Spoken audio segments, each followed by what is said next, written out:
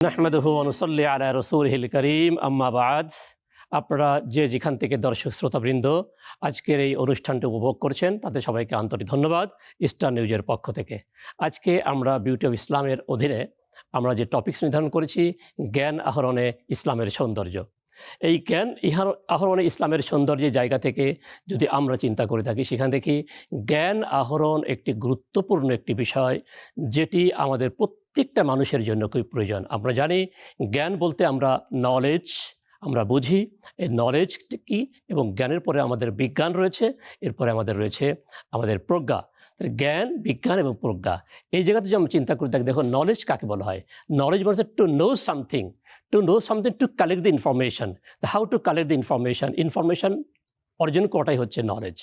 যদি আমরা সায়েন্স বলি যে the knowledge which is collected, that how to testify, how to test, how to verify, that is called science. তারপরে experimental জায়গাতে science বলি। উইজডমটা কি? প্রজ্ঞা। প্রজ্ঞাটা কী বলা হয়? নলেজ এবং সায়েন্স দুইটাকে নিয়ে যেটাকে অ্যাপ্লাই করা হয়, সেই ক্ষমতাটা অর্জন করা হচ্ছে উইজডম। তারপরে ability to apply the knowledge and the science. তো এই জায়গা থেকে এই যে নলেজের কথা বললাম, দেখুন আমরা কেন এই কথাটা আমি বলেছি আজকে বলার উদ্দেশ্য হলো যে আমরা যে নলেজের কথা বলছি, জ্ঞান ইন ইসলাম, ইসলামে যে জ্ঞান আহরণের কথা বলা হয়েছে, রসুল আল্লাহ রাব্বুল আলামিন যখন আদম তৈরি করেন, আদম আলাইহিস সালামকে তৈরি করেন, প্রথম মানব তৈরি করেন, আল্লাহ একটি কথা বলেছিলেন, আপনারা সবাই হয়তো জানেন। উনি বলেছিলেন, যখন ফেরেশতারা যখন কিছুটা বাদ সেধেছিলেন বা একটু অন্যদিকে পরামর্শ দিয়েছিলেন, তখন বলেছিলেন ইন্নী আ'লামু মা লা তা'লামুন। তার মানে আমি যা জানি তোমরা তা। এখানে জানার কথা নলেজ, আমার যে নলেজ আছে তোমাদের সে নলেজ নাই। এরপর দেখুন, যখন আদম আলাইহিস সালামকে তৈরি করার পরে যখন দেখা গেল যে ফেরেশতাদের সামনে তাকে পরিচয় করিয়ে দিবে, এবং ফেরেশতা যেহেতু একটু বাদ সেধেছিলেন, তার সাথে প্রমাণ করার জন্য knowledge is the best. Knowledge কতটা ইম্পর্টেন্ট আপনারা খেয়াল করে দেখুন। যখন ফেরেশতাদের সামনে আদমকে যখন উপস্থাপন করলেন, আল্লাহ কী করলেন? ওয়াল্লামা আদামাল আসমাআ। সেখানে আল্লাহ রাব্বুল আলামিন দুনিয়ার সকল কিছুর জ্ঞান বা নলেজ কিন্তু আদমকে দিলেন। এরপর দেখুন, রসুল পাক সাল্লাল্লাহু আলাইহি ওয়াসাল্লাম উম্মত হিসেবে আমরা চিন্তা করে থাকি, রসুল পাক সাল্লাল্লাহু আলাইহি ওয়াসাল্লামকে যখন ওহীর জ্ঞানটা দেওয়া হয়, যখন জাগতিক জ্ঞানকে পাশাপাশি যখন আল্লাহর পক্ষ থেকে যখন জ্ঞান দেওয়া হয়, আল্লাহ একটি শব্দ উচ্চারণ করেছিলেন। সেই শব্দ হচ্ছে সকল জ্ঞানের উৎস। ইকরা বিসমি রব্বিকাল্লাযী খালাক। ইকরা, তুমি পড়ো। আমরা জানি জ্ঞান কিন্তু অনেকভাবে অর্জিত হয়, তার মধ্যে একটা হচ্ছে পড়ো। তাহলে পড়ার মধ্য দিয়ে, শোনার মধ্য দিয়ে, দেখার মধ্য দিয়ে, 5 সেন্সর্স ইউজ করে কিন্তু আমরা জ্ঞান অর্জন করতে পারি। কিন্তু প্রথমটা কিন্তু পড়তে হবে আমাকে। আমি যদি দেখি, আগে আমাকে হৃদয়ের মধ্যে আনতে হবে, সেটা ওয়ান কাইন্ড অফ পড়া। পিকচার টকিং বলি, পিকচার রিডিং বলি, তারপরে সেটা একটা পড়া। তো পড়াটা হচ্ছে আমাদের সবথেকে অন্যতম একটি জ্ঞান আহরণের একটি জায়গা।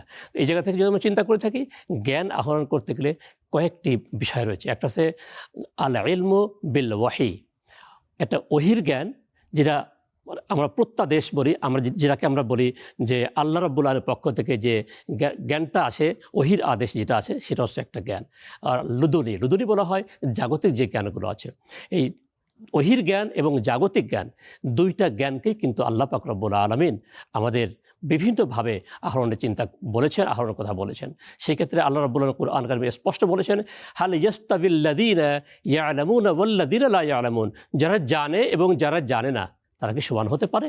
তার মানে কখনোই সমান হতে পারে না। তার মানে আল্লাহ রাব্বুল আলামিন যাদের মধ্যে জ্ঞান আছে, যারা জ্ঞান অর্জন করতে পেরেছে, আর যারা পারেনি, দুইটাকে বিভেদ করে দিয়েছেন, দুইটাকে পৃথক করে দিয়েছেন, সমান হতে পারে না।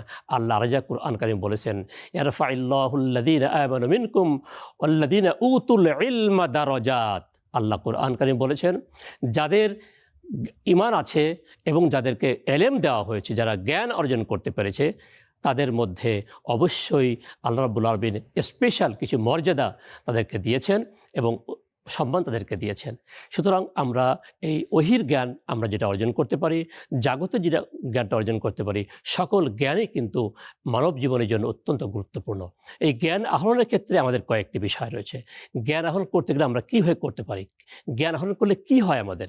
জ্ঞান আহরণ করার ক্ষেত্রে আল্লাহ পাক রব্বুল আলামিন যেমন জ্ঞানের গুরুত্ব বর্ণনা করেছেন, ওয়ার-রাসিখুনা ফিল ইলমি ইয়াকুলুনা আমান্না বিল্লাহ। যারা জ্ঞানের পূজারী, যারা জ্ঞানের প্রতি নিবেদিত, তারা বলে আমান্না বিল্লাহ, আল্লাহর প্রতি ঈমান এনেছি। তাহলে জ্ঞান অর্জন করতে গেলে অবশ্যই ঈমানের প্রয়োজন রয়েছে। আমাদেরকে ঈমান হতে হবে, মুমিন হতে হবে, তাহলে কিন্তু জ্ঞান অর্জন করা সম্ভব হবে।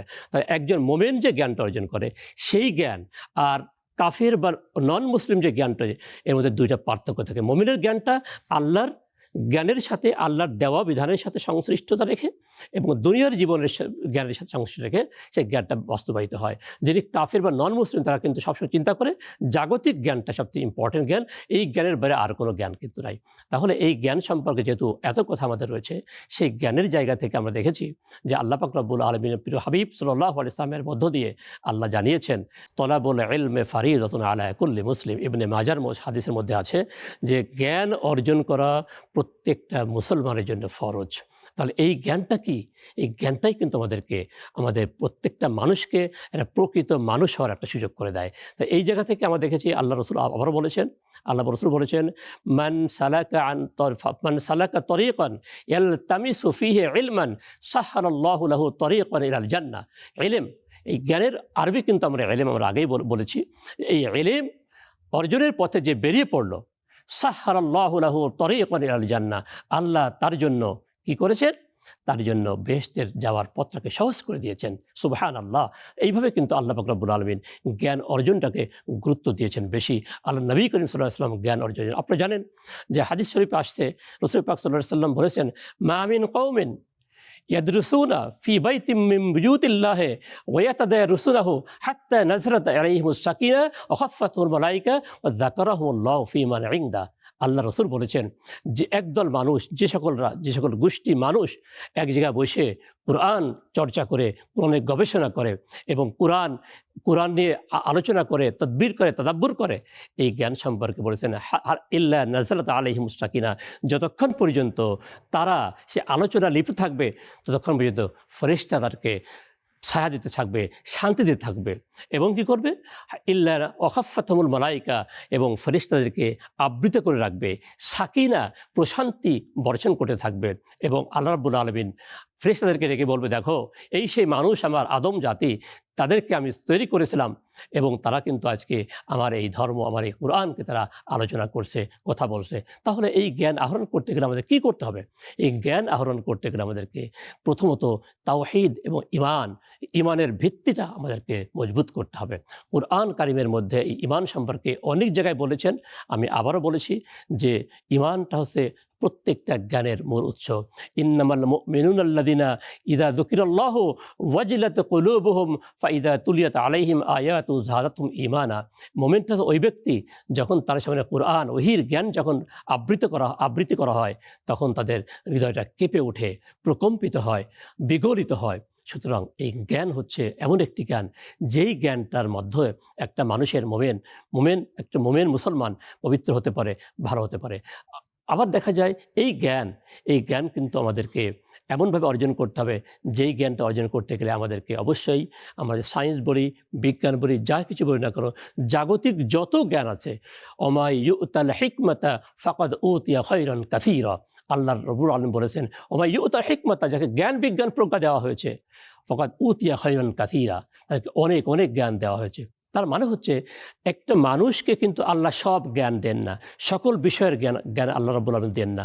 যাদেরকে দেন ওদেরকে অনেক কিছু দেওয়া হয়। সুতরাং আমরা দেখেছি, যদি আমরা সেক্ষেত্রে খেয়াল করতে পারি, যদি আমাদের জ্ঞান অর্জন করতে হয় তাহলে আমাদের দুনিয়া এবং আখিরাতের জ্ঞানও কিন্তু অর্জন করতে হবে।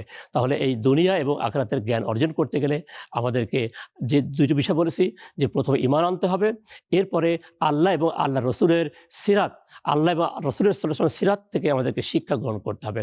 আমাদেরকে চেষ্টা করতে হবে যে এই জ্ঞান যেন আমাদের সকল জীবনের পাথে হতে পারে, এই জ্ঞান যেন আমাদের প্রত্যেকের জীবনের একমাত্র ব্রত হতে পারে। তাহলে আমরা জ্ঞান অর্জন করব এবং আমরা সেই জ্ঞান অনুযায়ী আমাদের বাস্তব জীবনকে পরিচালিত করব, ভালো মানুষ হিসেবে নিজেদেরকে পরীক্ষিত করব এবং প্রমাণিত করব যে আমরা we are the good nation, we are the very effective nation. We have to work based on our knowledge which have been acquired from the Almighty Allah's holy books and the Prophet sallallahu alaihi wasallam's lifestyle. We have to earn the knowledge. Thank you very much. সবাইকে অসংখ্য ধন্যবাদ। আসসালামু আলাইকুম ওয়া রাহমাতুল্লাহি ওয়া বারাকাতুহু।